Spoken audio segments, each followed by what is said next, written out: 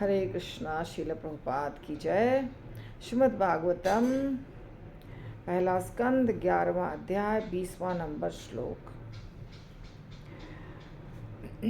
ओम अज्ञानतिमिरान्धस्य ज्ञानाञ्जनशलाकया चक्षुरुन्मीलितं येन तस्मै श्रीगुरुवे नमः। जय श्री कृष्ण चैतन्य प्रभु नित्यानंद श्री अद्वैत गदाधर शिवासादि गौर भक्तवृंद। हरे कृष्ण कृष्ण कृष्ण हरे हरे हरे राम राम राम हरे हरे। श्रील प्रभुपाद की जय। गुरु महाराज की जय। अनंत कोटि वैष्णव वृंद की जय। समस्त आचार्य वृंद की जय।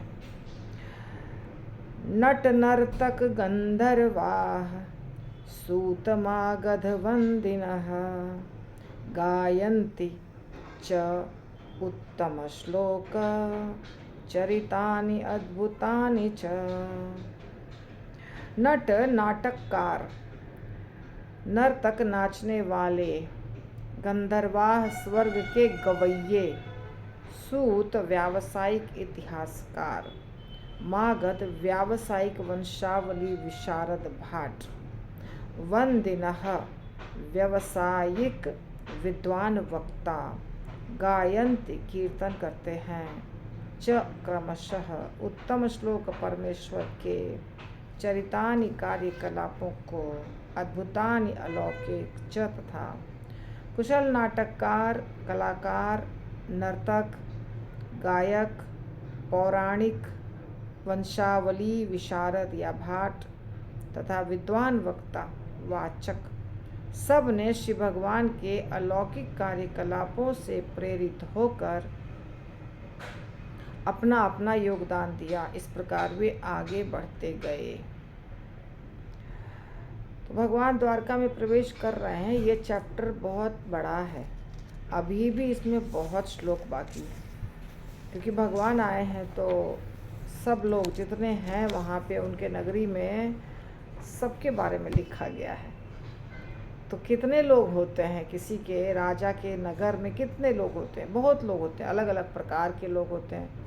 जैसे कि हमने देखा, स्त्रियां हैं, पुरुष हैं, बच्चे हैं, वेश्याएं भी हैं, और बड़े बड़े जो पहले महान महान भक्त हैं उनके बारे में चर्चा हुई, सजावट की चर्चा हुई। बड़े बड़े जो भक्त हैं, वसुदेव जी, अक्रूर जी, उग्रसेन जी, बलराम जी, इनके बारे में चर्चा हुई। फिर अभी जो चर्चा हो रही है उसमें एक अलग प्रकार का अलग टाइप है, यानी कि ये सब एंटरटेनमेंट वाले हैं। कौन कौन है? तो ये हमेशा आजकल के ज़माने में भी हैं, पहले भी थे। जैसे प्रभुपाद लिख रहे हैं, ऐसा प्रतीत होता है कि 5000 वर्ष पूर्व भी समाज को नाटककारों, कलाकारों, नर्तकों, गायकों, पौराणिकों, वंशावली विशारदों, सार्वजनिक वक्ताओं की भी आवश्यकता पड़ती थी। हर समय आवश्यकता पड़ती है इन लोगों की। केवल समय बदलता है तो थोड़ा स्टाइल बदल जाता है, पर मनुष्य जो है ना, जो मनुष्य हम लोग हैं, हमारे अंदर भगवान ने गुण दिया है। सबके अंदर अलग अलग। कोई व्यक्ति अच्छा बोल सकता है, कोई अच्छा गा सकता है, कोई अच्छा नाच सकता है, कोई अच्छा हास्य परिहास कॉमेडी कर सकता है, किसी को हंसा सकता है, चुटकुला सुना सकता है। तो अलग अलग प्रकार के गुण हैं, और किसी किसी व्यक्ति में ये गुण इतना अच्छा होता है कि उसको बहुत सारे लोग देखना चाहते हैं, सुनना चाहते हैं। आजकल लोग सीखते हैं, आजकल एक्टिंग क्लासेस होते हैं, डांस क्लासेस होते हैं, पर कुछ ऐसे लोग होते हैं जो जन्म से ही वो बहुत अच्छा नाचने वाले होते हैं। उनको अगर सिखाना है तो थोड़ा सा सिखाना, ज़्यादा सिखाने की ज़रूरत नहीं पड़ती है। या किसी की आवाज़ बहुत सुरीली होती है, जैसे अपने इंडिया के बहुत ही पॉपुलर सिंगर मोहम्मद रफ़ी, जो अभी नहीं है, तो उनके बारे में ऐसी बात है, सच्चाई है कि उनको पैसे से मतलब नहीं था कि उनको एक गाने पे कितना पैसा मिलेगा। वो तो सिर्फ गाना चाहते थे। वो ऐसे ही मुंबई में समुद्र के किनारे बैठ के गाते थे। उनको गाना बहुत ज़्यादा पसंद था। उसको कहते हैं कला। कलाकार को अपने कला से बहुत प्रेम होता है। कला जो होता है ना, कला ऐसी चीज़ है जिसको गाने से प्रेम है, उसके लिए गाना ही जान है, प्राण है। जिसको नाचने से, उसके लिए नाचना। ये जो आजकल मिक्स किया जाता है कि जो नाच रही है उसको ऐसे कपड़े पहनने हैं, वैसे कपड़े पहनने हैं, बहुत कम कपड़े पहनना है, ये तरीका नहीं है। नाचना एक कला है। आप समझिए कि भगवान कृष्ण नाचते हैं, शिव जी तांडव नृत्य करते हैं। भगवान कृष्ण का नाम है नटराज। तो नाचना गंदी चीज़ नहीं है। बोलते हैं नचनिया है। नचनिया मतलब नाचना गंदी चीज़ नहीं है। लेकिन अगर नाचने के साथ साथ और नाचने का स्टाइल अगर गंदा हो तब तो बहुत ही गंदी बात है। आजकल जैसे आजकल बहुत गंदे तरीके से नाचते हैं लोग। मतलब वो नाच नहीं रहता, वो अंग प्रदर्शन रहता है, वो गलत है। लेकिन अगर आप वस्त्र पहने हुए हैं तरीके से, ढंग से, लहंगा, दुपट्टा या साड़ी, जैसे साउथ इंडिया में कथकली, उड़ीसा में भरतनाट्यम, साउथ इंडिया में ये सब अच्छे से कपड़ा पहनते हैं, एकदम अच्छे से पूरा शरीर ढका रहता है और एक पर्टिकुलर टाइप का इनका स्टेप होता है, वैसे डांस करते हैं। तो कला बहुत अच्छी चीज़ है। और राधा रानी में, भगवान कृष्ण में, इनमें भरपूर मात्रा में सब कला है। नाच हो, गाना हो, कॉमेडी हो, सब कुछ कर सकते हैं भगवान। तो हम भी जब जन्म लेते हैं तो हमारे अंदर भी ये सब चीज़ होती है, कम या ज़्यादा मात्रा में। लेकिन किसी किसी में बहुत ज़्यादा मात्रा में होती है। जिसमें बहुत ज़्यादा मात्रा में होती है, एकदम क्वालिटी उसकी बहुत अच्छी होती है, उसको दुनिया देखना चाहती है, लोग देखना चाहते हैं, समाज के लोग देखना चाहते हैं। इसीलिए ये सब डिपार्टमेंट चाहिए। इसमें कुछ भी गलत नहीं है, पर तरीका सही होना चाहिए। तरीका गलत हो गया तो सारा गड़बड़ हो गया। हाँ, अगर हम नाच रहे हैं और नाचने में वस्त्र हमने ठीक से नहीं पहने तो वो अश्लील हो गया, या हमारे नाचने का स्टेप गंदा हो गया तो वो अश्लील हो गया। परंतु यदि अच्छे कपड़े पहन के अच्छे से नाचेंगे तो नाचना एक कला है। इसी प्रकार गाने में अगर हम बहुत सुंदर सुरीली आवाज़ से गाते हैं, कोई बहुत अच्छा चीज़ गाते हैं, भजन गाते हैं, या कोई प्रेम वाला भी गाते हैं, सोबर गीत, कोई प्रॉब्लम नहीं है। लेकिन उसमें गंदे शब्द रहेंगे, गंदा मीनिंग रहेगा, उसको कहा जाता है अश्लील गाने, हाँ, वल्गर चीज़ें, तो वो नहीं है, वो गलत है, वो बिल्कुल गलत है। कला कभी भी गलत नहीं होती। कला की तो पूजा होती है।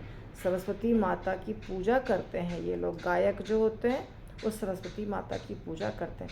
आज आपने सुना सुबह के क्लास में कि वीणा वादन जो है, वीणा एक इंस्ट्रूमेंट है और सरस्वती माता भी वीणा बजाती हैं। तो वीणा लेकर के कृष्ण को सजाया था विशाखा सखी ने, और कृष्ण श्यामा गोपी बने थे, वीणा बजा रहे थे। तो जितने भी इंस्ट्रूमेंट होते हैं, वाद्य यंत्र होते हैं, नाचने की कला होती है, उसका बहुत इज्जत है, सम्मान है, ढंग सही होना चाहिए। तो ये सब कलाकार पहले थे। कलाकार, नर्तक, गायक, ये सब जितना चीज़ अच्छा बोलने वाले, नर्तक, गायक, नाटक कलाकार अधिकांशतया शूद्र जाति के होते थे, ऐसा लिख रहे हैं यहाँ पे। जबकि विद्वान, पौराणिक, वंशावली विशारद तथा सार्वजनिक वक्ता ब्राह्मण जाति के होते थे। ये नाचने गाने वाले प्रभुपाद लिख रहे हैं, ये मैं नहीं बोल रही हूँ, कि नाचने गाने वाले जो है ना, ये शूद्र जाति के होते थे ज़्यादातर। और जो विद्वान तो ब्राह्मण ही होते हैं ना, शुरू से ही ऐसा बताया गया कि विद्वान जो होते हैं ना वो ब्राह्मण होते हैं। ब्राह्मण यानी ज्ञान। और ये सभी किसी जाति विशेष से संबंधित होते थे और अपने अपने कुलों में दक्ष हो जाते थे, अपने अपने कुलों में दक्ष। ऐसे नट नर्तक गायक इतिहासकार भाट तथा सार्वजनिक वक्ता विभिन्न युगों तथा कल्पों में श्री भगवान के अलौकिक कार्यकलापों का वर्णन करते थे। पहले के ज़माने में भगवान के ऊपर होता था, पहले के ज़माने में दूसरी चीज़ें बहुत कम होती थी, ज़्यादा भगवान के ऊपर होता था हर चीज़।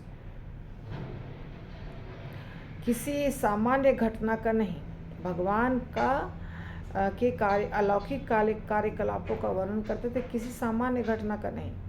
ना ही ये घटनाएं किसी तिथि क्रमानुसार होती थी। सारे पुराण ऐतिहासिक तथ्यों से पूर्ण हैं, जिनमें विभिन्न कालों तथा विभिन्न लोकों में श्री भगवान से संबंधित विषयों का वर्णन है।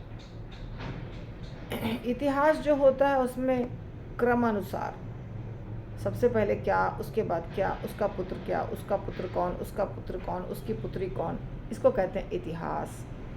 परंतु पुराण जो है वो इतिहास नहीं है। जैसे बात करते हैं आपस में, दो भक्त बात करते हैं और पूछते हैं कि, मान लीजिए युधिष्ठिर महाराज कृष्ण से पूछते हैं, ये एकादशी क्यों करनी चाहिए, इसका नाम क्या है? तो कृष्ण बताते हैं, हाँ ये बात ना नारद मुनि ने बोला था, या ये बात कोई किसी और ने बोला था। एक ज़माने में एक राजा थे, उनकी पुत्री थी, उनका दामाद था, वो एकादशी किया था, उसको ये फ़ायदा हुआ था, ऐसे करके। अब उसमें डेट नहीं रहता है कौन राजा के पिता कौन थे, क्योंकि वो तो बताना नहीं है। बताना क्या है, एकादशी का हाथ में है, एकादशी करने का फ़ायदा। तो तिथि नहीं होता है, पुराणों में कोई तिथि नहीं होती है, तिथि सिर्फ इतिहास में होता है। इसीलिए श्रीमद् भागवतम में तिथि नहीं है। तो घटनाएं क्रमानुसार नहीं होती हैं। सारे पुराण ऐतिहासिक तथ्यों से पूर्ण हैं। इतिहास तो है परंतु काल क्रम नहीं है उसमें। किस लोक में कहा गया, किस ब्रह्मांड में घटना घटी, किस समय घटना घटी, ब्रह्मा कौन थे वहाँ पे, और ब्रह्मा जी का कौन सा कल्प चल रहा था, ये सब चक्कर नहीं रहता उसमें। उसमें सिर्फ बताया जाता है ये ऋषि, ये मुनि, ये भक्त ये बात बोल रहे हैं। जैसे आप श्रीमद् भागवतम में देखते हैं, पहले स्कंध में परीक्षित महाराज की चर्चा हो रही है। ये पहला स्कंध है। अब इसके बाद परीक्षित महाराज का जन्म आएगा, ये चैप्टर के बाद 12वें अध्याय में। पहले चैप्टर में, पहले स्कंध में परीक्षित महाराज का जन्म बताया जा रहा है, और इसके पहले कुंती महारानी वगैरह कुछ वो घटनाएं घटी। फिर इसके बाद में आप फिर देखते हैं बहुत कुछ होता है, यानी कृष्ण लीला करते हैं, वो सब आप देखते हैं। जिसमें इस समय परीक्षित का जन्म कब हुआ, जब महाभारत समाप्त हो गया था। तो इसके बाद आप देखते हैं कि कृष्ण कम उम्र के हैं, बच्चा है, कृष्ण का जन्म होता है पहले। फिर बाद में देखते हैं आपके कृष्ण बड़े हो रहे हैं थोड़े, वो लीला शुरू हो जाती है। 10वें स्कंद में कृष्ण रास लीला करते हैं। और स्टार्टिंग के स्कंद में ही आप देखेंगे 10वें स्कंद में कृष्ण रास लीला कर रहे हैं। और पहला या दूसरा कौन सा स्कंद है जिसमें याद नहीं है मुझे, जिसमें कृष्ण का वंश कैसे समाप्त हो गया ये चर्चा हुई है। तो कृष्ण का वंश समाप्त हो रहा है, वो शुरुआत में चर्चा हो गई, और बाद में चर्चा हो रही है कि कृष्ण रास लीला कैसे किए। तो क्रम नहीं है श्रीमद् भागवतम में, क्रम नहीं है, क्योंकि श्रीमद् भागवतम एक पुराण है। क्रम होता है इतिहास में। क्रम किसको कहते हैं? कृष्ण, उनके पुत्र, उनके पुत्र, उनके पुत्र, ये क्रम हुआ। लेकिन ऐसा नहीं होता है पुराणों में, ऐसा बिल्कुल नहीं होता है। कोई भी घटना आगे, कोई भी घटना पीछे। अब नारद मुनि, इसी स्कंध में नारद मुनि के बारे में चर्चा हो रही है। नारद मुनि पिछले जन्म में कौन थे, उसके पिछले जन्म में कौन थे, ये भी चर्चा हो गई। फिर नारद मुनि बाद में इस नारद मुनि की भी चर्चा होगी, जो नारद मुनि अभी हैं, अभी एट प्रेजेंट जो भी लीला कर रहे हैं, तो वो फिर से घटना, तो घटनाएं जो है ना वो बिना सीक्वेंस के होती है पुराणों में। अतः इसका कोई कालक्रम नहीं मिलता। लोग पूछते हैं ना, इसलिए प्रभुपाद ने बता दिया, कोई कालक्रम नहीं है, डेट नहीं रहता। अतएव जब आधुनिक इतिहासकार कोई श्रृंखला सूत्र नहीं पकड़ पाते तो वे अप्रामाणिक ढंग से आलोचना कर देते हैं कि सारे पुराण कपोल कल्पित हैं। हाँ, तो अभी जो लोग बैठते हैं वो बोलते हैं, अच्छा वो लोग क्या करेंगे, बोलेंगे ये भागवतम ये 1000 साल पहले लिखा गया है, ऐसा बोलते हैं। 1000 साल, रामायण कुछ 100 साल पहले, कुछ 100 सम 100 years बैक रामायण लिखा गया है। ये नहीं बताएंगे कि 5000 साल पहले लिखा गया है या इतना साल पहले। तो ये ऐसे बोल देते हैं कि ये सब मन गढ़ंत बातें हैं, मिथ, इसको इतिहास नहीं बोलते हैं वो लोग। तो यहाँ तक कि 100 वर्ष पूर्व भी भारत में सारे नाटकों के विषय परमेश्वर के अलौकिक कार्यकलापों पर ही केंद्रित होते थे। नाटकों के खेले जाने पर निश्चित रूप से जन सामान्य का मनोरंजन होता था। और भगवान ने कहा भी है, 11वें स्कंद में भगवान उद्धव जी से जब चर्चा कर रहे हैं तो भगवान कह रहे हैं कि आप लोग प्रोग्राम्स रखिए, मतलब आप लोग नहीं रखिए, मतलब मनुष्य को रखना चाहिए,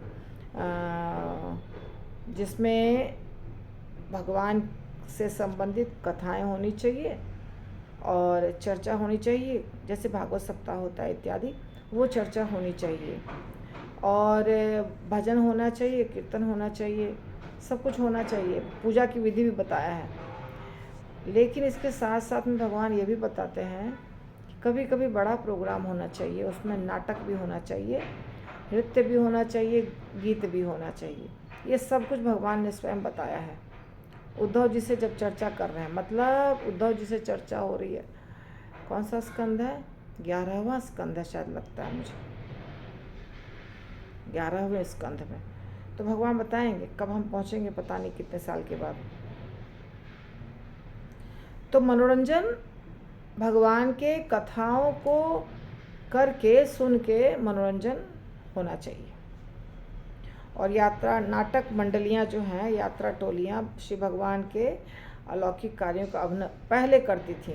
पहले भगवान की लीला, पहले मतलब हम बच्चे थे तभी हमने देखा है। हम जब छोटे थे, बाकी समय में तो नहीं पता मुझे, पर दुर्गा पूजा जो होता था, 9 दिन दुर्गा पूजा होती थी, और 10वें दिन रावण का वध होता था। 9 दिन तक रामलीला होती थी। पहला दिन से रामलीला रोज चलेगा। 9 दिन में समाप्त हो जाएगा। स्टेज पर जो रामलीला होती है वो समाप्त, और 10वें दिन फील्ड में रावण और कुंभकर्ण, 2 पुतला, उसका पुतला, रावण कुंभकर्ण 2 ही होते थे शायद ना, हाँ 2 ही, और उसका पुतला रहेगा बड़ा सा, बहुत विशाल।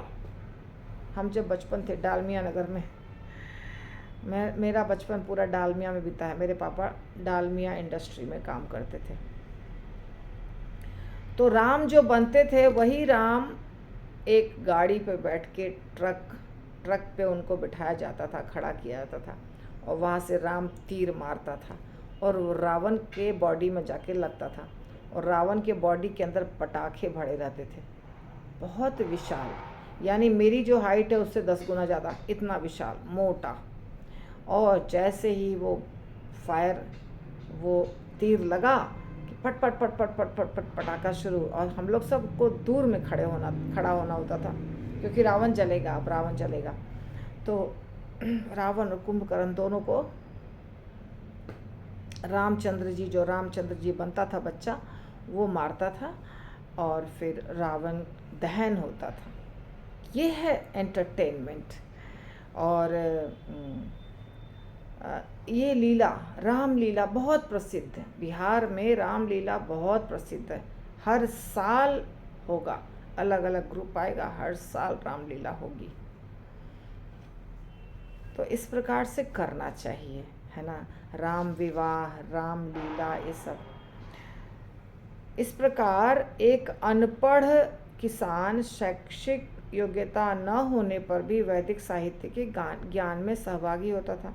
तो नहीं भी पढ़ने आएगा तो देख देख करके आप जान जाएंगे, वो राम है, वो लक्ष्मण है, वो सीता माता है, वो देखो धनुष टूट नहीं रहा है, धनुष टूट गया तो सब लोग जोर जोर से हल्ला करते थे, ताली बजती थी। तो इस प्रकार पूरी कथा आपको मालूम हो जाती है। और बंगाल में एक चैतन्य महाप्रभु के समय से या उनके पहले से ही होगा, पता नहीं, और टिंग टिंग टिंग टिंग टिंग टिंग टिंग टिंग बजाते थे। और बंगाल में, मतलब वो तो हमने देखा नहीं है प्रैक्टिकली, वो हमने सिर्फ फिल्मों में देखा है, मेरे सामने नहीं मैंने देखा है किसी को, परंतु फिल्म में देखा है कि वो बजाने वाले बजा रहे हैं और भगवान का गीत गा रहे हैं, भगवान का गीत गा रहे हैं। सुबह उठ के कुछ भी भगवान का गीत, और जैसे एक तारा बोलते हैं शायद, उस टाइप का इंस्ट्रूमेंट। तो ये भगवान के बारे में चर्चा करना, ये हमारे देश का रिवाज था पहले। सुबह उठे और भगवान की चर्चा शुरू, सब जगह भगवत चर्चा। चौपाल बोलते हैं, गांव में तो सब जगह होता था, शहरों में नहीं होता होगा उतना, पर धीरे धीरे समय खराब हो गया। तो इससे क्या होता था कि जो अनपढ़ है, स्त्रियां या कोई पुरुष भी, उनको भी सब कुछ मालूम पड़ जाता था भगवान के बारे में, कथा सुन सुन करके। कुछ करने की ज़रूरत है, सिर्फ कथा सुन करके। अतएव सामान्य व्यक्ति को आध्यात्मिक ज्ञान देने हेतु दक्ष नाटककारों, गायकों, वक्ताओं इत्यादि की आवश्यकता होती थी। इसीलिए इनकी ज़रूरत पड़ती है। क्यों? क्योंकि कोई नाटक करके कृष्ण के बारे में बताएगा, राम के बारे में बताएगा। चैतन्य महाप्रभु जब छोटे थे, चैतन्य महाप्रभु छोटे मतलब वो नहीं, नित्यानंद प्रभु जब छोटे थे तो नित्यानंद प्रभु बचपन में उन्होंने सब लीला की थी, कृष्ण लीला, और उनके साथ साथ दोस्त होते थे उनके, वो भी सारे दोस्तों के साथ मिलके रामचंद्र जी की जितनी लीला होती थी वो सारी लीला भगवान राम की लीला कॉपी करते थे, और उनके साथ साथ उनके सारे दोस्त साथ देते थे। और माता पिता को लगता था इसको कहाँ से मालूम पड़ गया, ये रामचंद्र जी के बारे में इतना कहाँ से जानता है, इतना छोटा बच्चा। तो ये रिवाज था लीलाओं को करना, बहुत अच्छी चीज़ है ये। तो इसलिए ज़रूरत पड़ती है नाटककारों की। भाट किसी विशेष परिवार के वंशजों का पूरा ब्यौरा प्रस्तुत करते थे। आज भी भारत के तीर्थ स्थानों के पंडे किसी भी नवागंतुक का पूरा वंश ब्यौरा प्रस्तुत करते हैं। कभी कभी आश्चर्यजनक कृत्य ऐसी महत्वपूर्ण जानकारी पाने हेतु अधिक ग्राहकों को आकर्षित करता है। पंडे, हाँ ये बात हमें पता है, ये जो पंडे होते हैं ना, किसी भी तीर्थ स्थान में जाइएगा तो वहाँ के पंडे को पूरे इंडिया का मालूम रहता है। जो कौन सा तीर्थ स्थान जो बहुत पुराना है, जहाँ पंडे होते हैं, उनको पूरे इंडिया का मालूम रहता है। और जिस जगह से आप आए हैं, कभी कभी उस जगह का वहाँ पे एक घर भी बना होता है। घर यानी आश्रम, या कह सकते हैं उसको क्या कहा जाता है, धर्मशाला। तो उस धर्मशाला में आप जा सकते हैं, आप नाम बता सकते हैं, आप पंडे को नाम बता दीजिएगा। आप पंडे को सिर्फ नाम बताइएगा ना, हमारा देवघर जो है ना, यहाँ पे तो है, पंडे को आप सिर्फ नाम बता दीजिए, मेरा ये नाम है और मेरे पिता का ये नाम है और मेरा ये गांव है। किसी भी पंडे को बताइएगा, वो आपके गांव के पंडे से आपको मिलवा देगा। फिर आपके गांव का पंडा अच्छे से आपको सब कुछ करके देगा, आपके रहने का इंतज़ाम, पूजा वूजा सब करा देगा। अगर आपके पास धन नहीं है तो बिना धन का करा देगा, बोलेगा हम आपके घर आके ले लेंगे।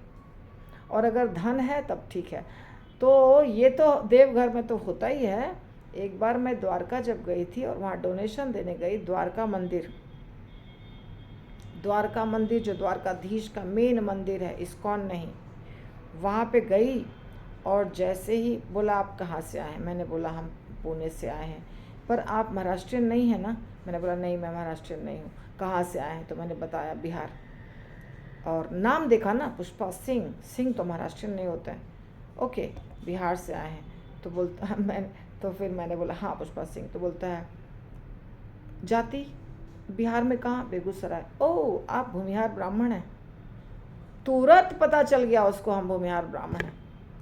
तो ऐसा उनके पास रिकॉर्ड रहता है कि सिर्फ नाम और जगह का नाम बताने से मेरी जाति वो बता दिया तुरंत। तो ये क्योंकि वर्षों से उसके यहाँ, उस गांव से, उस जगह से लोग जा रहे हैं। और पंडों का जो खानदान होता है वो एकदम अच्छे से जानता है कि ये चौधरी कहाँ से आया है, राय कहाँ से आया है, सिंह कहाँ से आया है, चटर्जी कहाँ से आया है, बैनर्जी कहाँ से आया। सबका हिसाब किताब पंडों के पास रहता है। बहुत अच्छा है हम लोग का जो धर्म है, हमारे यहाँ जो ये सब रिवाज है भगवान के भक्ति का, पूजा का, ये बहुत अच्छा है। लेकिन आजकल बहुत दुख की बात है, सब ख़त्म हो गया, हो चुका है ख़त्म करीब करीब। इसका कारण है ये आईटी इंडस्ट्री और ग्लोबलाइजेशन और सोशल मीडिया, वेस्टर्न कंट्रीज़ का इम्पैक्ट। ख़त्म हो गया है सब। अब तो कोई किसी को पहचानता नहीं। हमारे सामने कोई किसी को गोली मार देगा और हम बोलेंगे हमने देखा नहीं। हमारे सामने गोली मारा और हम क्या बोलेंगे? नहीं, हम तो नहीं थे, हमने नहीं देखा। क्यों? क्योंकि यदि बोल देंगे तो पुलिस हमारे पीछे ही पड़ जाएगी। चलो ठीक है, हम चुपचाप बैठ जाते हैं। इसलिए लोग आगे बढ़ के सहायता नहीं करते हैं किसी को, किसी परेशान व्यक्ति को सहायता नहीं करते हैं। क्रिमिनल्स बढ़ रहे हैं, तो ये अधर्म बढ़ रहा है, अधर्म का बोलबाला बढ़ रहा है। यही है स्थिति, अभी इस तरह की हो गई है। जैसे रावण के समय में, कंस के समय में जो ब्राह्मण होते थे उनको यज्ञ करने नहीं दिया जाता था, आहुति देने नहीं दिया जाता था, भगवान की पूजा करने नहीं दिया जाता था, वेदों का उच्चारण नहीं करने दिया जाता था, गाय की हत्या, ब्राह्मणों की हत्या, तो सब छुप छुप के, डर डर के रहते थे। वैष्णवगण इतने पतले दुबले भाग भाग के कैसे भी ऋषि मुनि भागते थे। क्यों? क्योंकि कंस का अत्याचार, रावण का अत्याचार। तो जब अधर्म बहुत बढ़ जाता है तो धार्मिक व्यक्ति सोचते हैं चलो भाई हम चुप ही रहेंगे, अपना भजन करेंगे, क्या कर सकते हैं। तो ये है, परिस्थिति खराब हो चुकी है, होना नहीं चाहिए, और सच्चाई यही है। अगला श्लोक हम स्टार्ट करते हैं, समाप्त तो होने वाला नहीं है। भगवांस्तत्र बंधूनां पौराणम अनुवर्तिनां यथा विद्य उपसंगम्य सर्वेषां मानमाददे। भगवान श्री कृष्ण तत्र उस स्थान पर बंधु नाम, मित्रों के, पौराणाम नागरिकों के, अनुवर्तिनाम स्वागतार्थ आए लोगों का, यथा विधि यथा योग्य, उपसंगम में पास जाकर, सर्वेशाम हर एक के लिए, मानम सम्मान तथा आदर आदधे प्रदान किया। भगवान श्री कृष्ण उनके निकट गए और उन्होंने अपने समस्त मित्रों, संबंधियों, नागरिकों तथा उन समस्त लोगों को जो उन्हें लेने तथा स्वागत करने हेतु आए थे, यथा योग्य सम्मान और आदर प्रदान किया। तो भगवान जो है सबको प्यार करते हैं। भगवान हर एक को प्यार करते हैं, पशु पक्षी प्राणी, जीव जंतु, मनुष्य, देवी देवता, हर एक को। तो ये सब तो उनके अपने नगर के वासी थे और सब आए थे भगवान का स्वागत करने। तो जिनके साथ जो संबंध है उसके अनुसार उनको सम्मान दिए, आदर दिए। प्रभुपाद लिखते हैं पूर्ण पुरुषोत्तम भगवान न तो निराकार हैं, न निष्क्रिय, न ऐसी निष्क्रिय वस्तु हैं जो अपने भक्तों के भावों के साथ आदान प्रदान करने में असमर्थ हों। यहाँ पर यथा विधि शब्द महत्वपूर्ण है, जिसका अर्थ है यथा योग्य। वे अपने विभिन्न प्रकार के प्रशंसकों तथा भक्तों के साथ यथा योग्य आदान प्रदान करते हैं।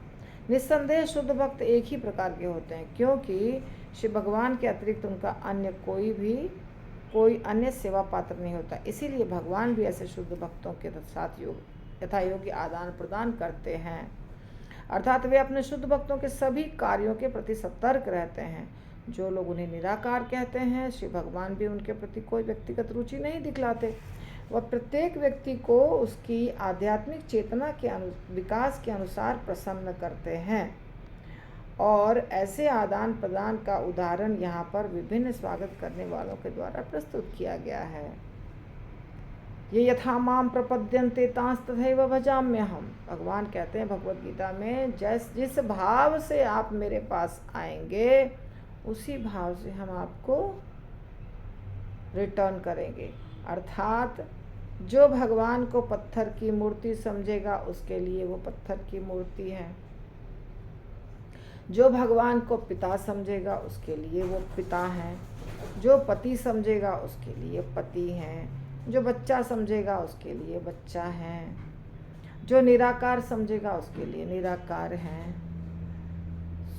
सो भगवान जो है वो अपना कुछ नहीं, आप जो समझते हैं उसके अनुसार आप भगवान रिएक्ट करते हैं। तो जो जैसा प्रेम दिखा रहा था भगवान उसको उसी के अनुसार आदान प्रदान कर रहे थे और कुछ भी इसमें विशेष नहीं है। तो जो निराकार मानते हैं उनको क्या भगवान बोलेंगे, उनके लिए तो भगवान है ही नहीं, तो उनके लिए भगवान नहीं है तो नहीं है, ख़त्म बात, कहानी वही ख़त्म।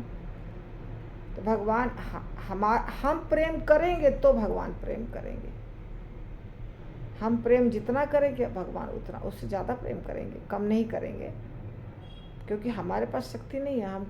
हमारे पास जितनी शक्ति है उतना लगाना चाहिए और भगवान के पास बहुत ज़्यादा शक्ति है, इसलिए भगवान ज़्यादा लगाएंगे शक्ति। तो ये आपका ये श्लोक भी हो गया, क्योंकि इसमें कुछ खास नहीं था बोलने लायक मतलब आप सब जानते हैं, इसीलिए इसको ज़्यादा नहीं किया वर्णन। श्रीमद् भागवतम की जय।